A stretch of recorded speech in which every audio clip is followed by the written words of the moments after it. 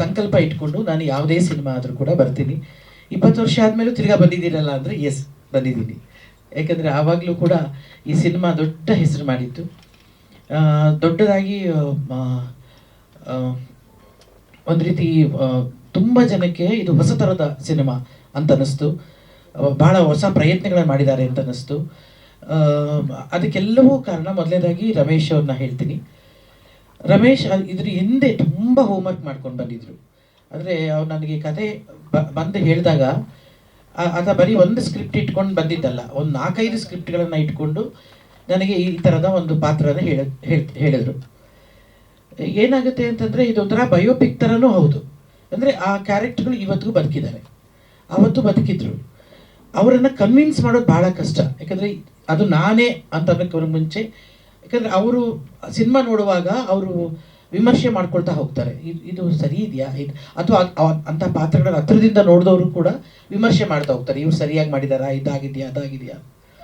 ನನಗೆ ಆಕೆ ಮೃದುಲ ಕ್ಯಾರೆಕ್ಟರ್ ಅಲ್ವಾ ರಮೇಶ್, ಮೃದುಲ ಕ್ಯಾರೆಕ್ಟ್ರು, ಅವರನ್ನು ಭೇಟಿ ಮಾಡಬೇಕು ಅಂತ ಭಾಳ ಆಸೆ ಇತ್ತು ನನಗೆ. ಆದರೆ ರಮೇಶನ್ನು ತುಂಬ ಟ್ರೈ ಮಾಡಿದ್ರು ಅವರನ್ನು ಭೇಟಿ ಮಾಡಿಸೋಕ್ಕೆ ನನಗೆ, ಆದರೆ ಅವರ ಭೇಟಿ ಆಗಲಿಲ್ಲ ನನಗೆ. ಆದರೆ ರಂಗನಾಥ್ ಅವರು ನನ್ನ ಯಜಮಾನ ಕ್ಯಾರೆಕ್ಟರ್ ಮಾಡಿದವರು, ಅವರು ಇಡೀ ಸಿನಿಮಾ ಶೂಟಿಂಗಲ್ಲೂ ನಮ್ಮ ಜೊತೆ ಇದ್ದರು. ಅವರು ನನಗೆ ಆದಷ್ಟು ಒಂದೊಂದು ಚೂರು ಹೇಳ್ತಾ ಇದ್ರು. ಅವ್ರ ಪಕ್ಕದಲ್ಲಿ ಕೂತ್ಕೊಂಡು ಹೆಂಗೆ ನಿಮ್ಮ ವೈಫ್ ಹೆಂಗೆ ಮಾತಾಡ್ತಿದ್ರು, ಹಿಂಗೆ ಮಾಡ್ತಾ, ಅದನ್ನು ಸ್ವಲ್ಪ ಕೇಳ್ತಾ ಇದ್ದೆ ನಾನು ಹೆಚ್ಚು ಅವ್ರ ಹತ್ರ. ಅವ್ರು ಹೀಗೆಲ್ಲ ಹೇಳ್ತಿದ್ರು. ಅದು ತುಂಬ ನನಗೆ ತುಂಬ ಪ್ಲಸ್ ಆಯಿತು. ನನಗೆ ಅವ್ರು ಹೇಳ್ತಾ ಇದ್ದಿದ್ದು, ಹೀಗೆ ರಿಯಾಕ್ಟ್ ಮಾಡಿದ್ರು, ಹಾಗೆ ರಿಯಾಕ್ಟ್ ಮಾಡಿದ್ರು, ಹಂಗಾಯಿತು ಅದು ಹಿಂಗಾಯಿತು ಅಂತ ಅವರು ಒಂಥರ ನಿಜ ಜೀವನದಲ್ಲಿ ಅನುಭವಿಸಿದ್ರಿಂದ, ಮತ್ತು ಅವರ ಹೆಂಡತಿ ಅವ್ರು ಹೇಗೆ ಅದನ್ನ ತುಂಬ ಚೆನ್ನಾಗಿ ಹೇಳ್ತಾ ಇದ್ರು. ಅದು ನಂಗೆ ದೊಡ್ಡ ಒಂದು ಪ್ಲಸ್ ಪಾಯಿಂಟ್ ಆಯಿತು. ಆಮೇಲೆ ಎಲ್ಲರೂ, ಉಷಾ ಭಂಡಾರಿಯಿಂದ ಹಿಡಿದು ಮಾಳವಿಕಾ ಅವಿನಾಶ್ ರವರು, ರಂಗಾಯಣ ರಘುರವರು, ಅಲ್ಲಿ ಮುನಿ, ನಮ್ಮ ಯಶಸ್ಸು, ಮತ್ತು 3-4 ಜನ, ಸಂದೀಪು, ತುಂಬ ಜನ ಹುಡುಗರು ಎಲ್ಲರೂ ಒಂಥರ ಇಟ್ ವಾಸ್ ಲೈಕ್ ಒಂದು ಇನ್ಸ್ಟಿಟ್ಯೂಟಲ್ಲಿ ಇದ್ದಂಗೆ ಇತ್ತು ನಾವೆಲ್ಲ ಶೂಟಿಂಗ್ ಮಾಡಿದ್ದು.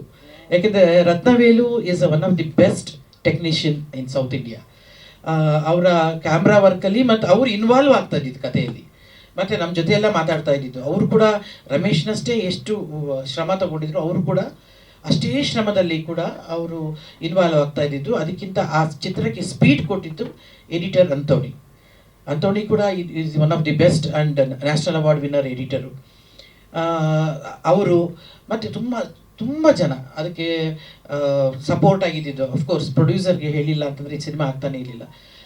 ಮುರಳೀಧರ್ ಹಾಲಪ್ಪ, ನನಗೆ ರಾಕಿ ಬ್ರದರ್ ಅವರು, ಮತ್ತು ಕೆಂಚಪ್ ಗೌಡ್ರು ಒಂದು ರೀತಿ ದೊಡ್ಡ ಶಕ್ತಿಯಾಗಿ ಹಿಂದೆ ನಿಂತರು. ಪ್ರೊಡ್ಯೂಸರ್ ಆಗಿ ಅವರು ಹಣವನ್ನು ಕೊಡೋದಷ್ಟೇ ಅಲ್ಲದೆ, ಜೊತೆಗೆ ಅದನ್ನು ಸಿನಿಮಾನ ಎಲ್ಲಿಗೆ ತಲುಪಿಸ್ಬೇಕು, ಎಲ್ಲಿಗೆ ಯಾರಿಗೆ ಮುಟ್ಟಿಸ್ಬೇಕು, ಹೇಗೆ ಮಾಡಬೇಕು, ಹೇಗೆ ರಿಲೀಸ್ ಮಾಡಬೇಕು ಅನ್ನೋದ್ರ ಮಟ್ಟಿಗೆ ತುಂಬ ಶ್ರಮ ಪಟ್ಟವರು ಅವರು ಕೂಡ ರಮೇಶ್ ಜೊತೆ ಸೇರಿ. ಅದ್ರ ಜೊತೆಗೆ ಇಂದು ರಮೇಶ್ ಶ್ರೀಮತಿ ಅಷ್ಟೇ ಅಲ್ಲ, ಆ್ಯಕ್ಚುಲಿ ಅವನ ಹಿಂದೆ ಇರೋ ನಿಜವಾದ ಒಂದು ಹೆಣ್ಣಿನ ಶಕ್ತಿ ಅನ್ಬೋದು. ಅದೆಲ್ಲವೂ ಸೇರಿ ಈ ಸಿನಿಮಾ ಒಂದು ದೊಡ್ಡ ಯಶಸ್ಸಿಗೆ ಕಾರಣ ಆಯಿತು ಅಂತ ನಾನು ಭಾವಿಸ್ತೀನಿ. ಎಲ್ಲರ ಶ್ರಮವೂ ಇದೆ ಇದರಲ್ಲಿ. ಸಿದ್ದರಾಮಯ್ಯವರು ನಿನ್ನೆ ಅವರು ಇದನ್ನು ನೋಡುವಾಗ ಏನಾಯಿತು ಅಂತಂದರೆ, ರಮೇಶ್ ನನಗೆ ಅದನ್ನೆಲ್ಲ ಹೇಳಿರಲಿಲ್ಲ. ಅಮ್ಮ ನೀ ಬರಬೇಕನ್ನ, ನಾನು ಎಲ್ಲೋ ಒಂದು ಮೀಟಿಂಗು ಅಣ್ಣ ಸತ್ಯ ಹೇಳಬೇಕು, ಸಿದ್ದರಾಮಣ್ಣ ಅಂತಲೇ ನಾನು ಕರೆಯೋದು, ಅವ್ರನ್ನೂ ನಾನು ಅಣ್ಣ ಅಂತಲೇ ಕರೆಯೋದು.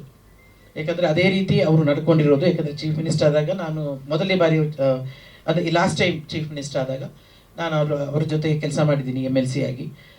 ಹರೀಶ್ ಅಣ್ಣನು ನಾವೆಲ್ಲರೂ ಒಟ್ಟಿಗೆ ಕೆಲಸ ಮಾಡಿದವರು. So they treat me as my family member.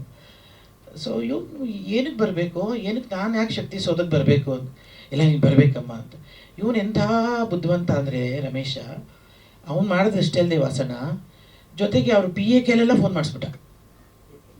ಅವ್ರು, ಅಮ್ಮ ನೀವು ಬರಬೇಕಮ್ಮ, ಪ್ರಭಾಕರ್ ಬರಬೇಕಮ್ಮ, ಏನು ಇಷ್ಟೊಂದು ಅರ್ಜೆಂಟ್, ಮೊದಲೇ ನಾವು ಅಪೋಸಿಷನ್ ಪಾರ್ಟಿ, ಏನಕ್ಕೆ CM ನೋಡೋಕೆ ಬರಬೇಕು, ಏನು ಇವನು ಕರೀತಾವನಲ್ಲ ಯಾಕೆ ಅಂತ, ಏನೋ ಅಂತ. ಸರಿ ಶಕ್ತಿ ಸೌಧಕ್ಕೆ ಹೋದರೆ ಆವಾಗ ಗೊತ್ತಾಗಿದೆ ಇವನು ಬೆಳಗಿಂದ ತಿರುಗಾಡೋನೇ ಅಂತ ತೋರ್ಸೋಕ್ಕೆ CM ಹತ್ರ.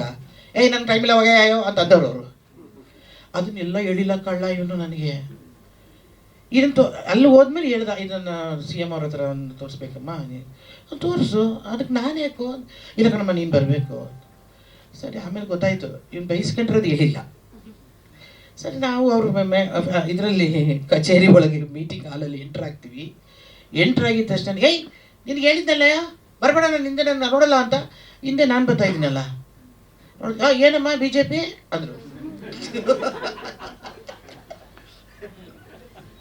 ಏನಿಲ್ಲ ಅಣ್ಣ, ಸ್ವಲ್ಪ ಜಗಳಾಡೋಣ ಅಂತ ಬಂದಿದ್ದೀನಿ ಅನ್ಕೊಂಡು ಸುಮ್ಮನೆ ಎಂಟ್ರ್ ಆದೆ. ಆಮೇಲೆ ಏನಿಲ್ಲ ಅಣ್ಣ, ನಾನು ಬಂದಿರೋದು ಪಕ್ಷದ ವಿಚಾರಕ್ಕಲ್ಲ ಅಥವಾ ರಾಜಕೀಯ ಮಾತನಾಡೋದಕ್ಕಲ್ಲ, ಇದು ಸೈನೈಡ್ ಪಿಕ್ಚರ್.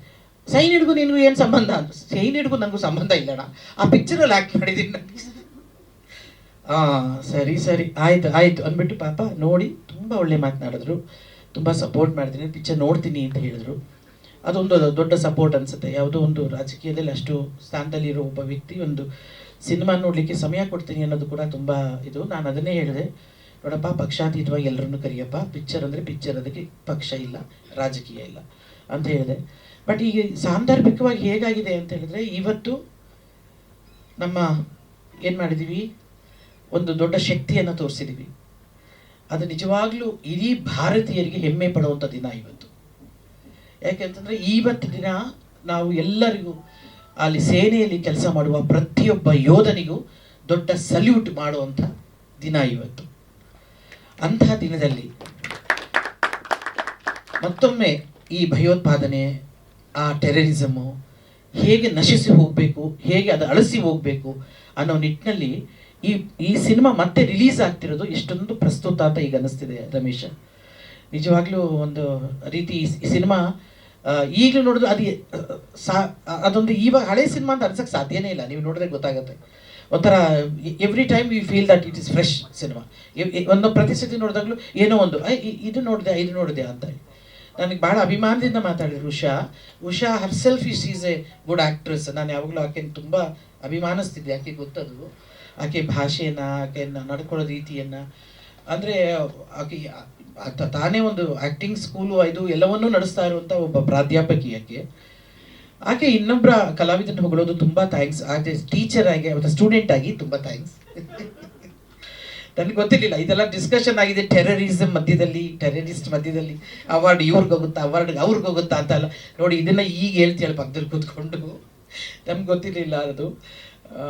ಬಟ್ ಎಲ್ಲರಿಗೂ ಮತ್ತೊಮ್ಮೆ ನಾವು ಕೇಳ್ಕೊಳ್ಳೋದೇನು ಅಂದರೆ, ಈ ಸಿನಿಮಾ ರಿಲೀಸ್ ಆಗ್ತಿದೆ.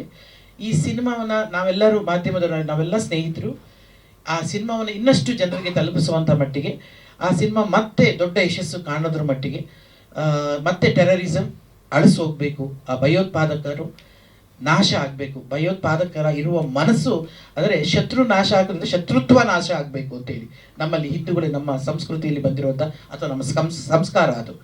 ಅಂತಂದರೆ ವ್ಯಕ್ತಿ ನಾಶಕ್ಕಿಂತ ವ್ಯಕ್ತಿಯಲ್ಲಿರುವ ದ್ವೇಷ ನಾಶ ಆಗಬೇಕು, ಶತ್ರುತ್ವ ನಾಶ ಆಗಬೇಕು ಅನ್ನೋದು.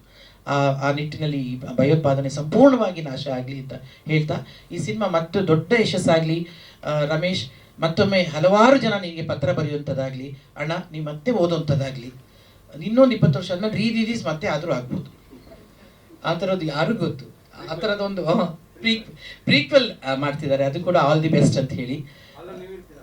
ಗೊತ್ತಿಲ್ಲ ಅವನೇನು ಬೇರೆ ಪ್ರೀಕ್ವೆಲ್ ನಾನು ಹೆಂಗೆ ಇರೋಕ್ಕೆ ಸಾಧ್ಯ. ಅದು ನಾನು ನಿಜವಾಗ್ಲೂ ಕೇಳಿದೆ, ಅದು ಪ್ರೀಕ್ವೆಲ್ ನಾನು ಇರಲ್ವಲ್ಲ, ಈಗ ನಾವು ಬೇರೆ ಥರ ಕ್ಯಾರೆಕ್ಟರ್ ಕೊಡ್ತೀನಿ ಅಂತ ಮಾತಾಡಿದಾನಪ್ಪ. ಹೌದು, ಅದೊಂದು ಏನು ಹೇಳಿದ್ದಾನೆ. ಅದೇ, thank you so much Ramesh. ಮತ್ತೊಮ್ಮೆ ನಮ್ಮನ್ನು ನೆನಪಿಸ್ಕೊಂಡು ಕರೆದು ನಿಮ್ಮ ಸಿನಿಮಾ ಬಗ್ಗೆ ಮಾತನಾಡೋಕ್ಕೆ ಅಥವಾ ನಮ್ಮ ಸಿನಿಮಾ ಬಗ್ಗೆ ಮಾತಾಡೋಕ್ಕೆ ಅವಕಾಶ ಕೊಟ್ಟಿದ್ದಕ್ಕೆ ತುಂಬ ತುಂಬ ಥ್ಯಾಂಕ್ಸ್. ಹಾರಿಸ್ ಅಣ್ಣ ತುಂಬ ಥ್ಯಾಂಕ್ ಯು. ತುಂಬ ಬೇಗ ಬಂದರು.